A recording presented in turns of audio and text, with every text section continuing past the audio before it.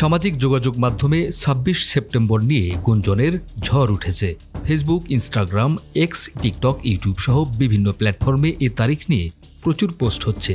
কিছু পোস্টে এই দিন নিয়ে রসিকতা করা হচ্ছে, আবার কেউ কেউ প্রকাশ করছেন আতঙ্ক। অনেকের প্রশ্ন, ২৬ তারিখে কি ঘটবে? জানা গেছে এই তারিখের সঙ্গে জড়িয়ে আছে টেলিগ্রাম ভিত্তিক একটি গেমিং বটের নাম।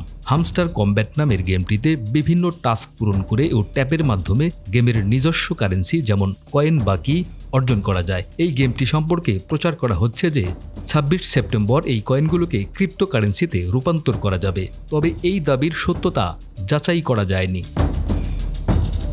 গেমিং প্ল্যাটফর্ম ছাড়াও হামস্টার কমব্যাট মূলত টিকটক ও অন্যান্য সামাজিক মাধ্যমে ব্যাপক জনপ্রিয়তা পেয়েছে। যদিও কেউ কেউ বলছেন টেলিগ্রামে এমন আরও অনেক গেম আছে যেগুলো মাঝে মধ্যে তাদের গেম কারেন্সিকে ক্রিপ্টোকারেন্সিতে রূপান্তরের সুযোগ দিয়ে থাকে।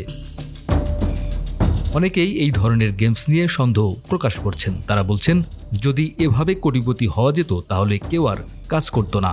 তারা আরও যুক্তি দিয়েছেন, যদি হামস্টারের ৩০০ মিলিয়ন ফলোয়ারকে মাত্র $2 করেও দেওয়া হয় তাহলে যে বিপুল অঙ্কের অর্থের প্রয়োজন তা আসলে বাস্তবসম্মত নয়।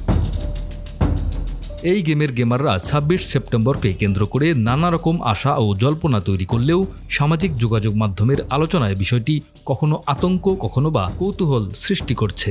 তবে এত গুঞ্জনের মাঝেও এটা নিশ্চিত যে ২৬ সেপ্টেম্বর নিয়ে আতঙ্কিত হওয়ার মতো সুনির্দিষ্ট কোনো কারণ নেই।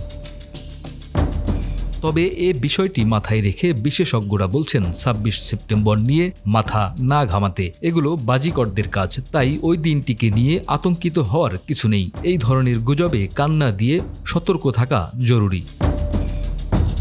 মোহাম্মদ জাকারিয়া, আমাদের সময়।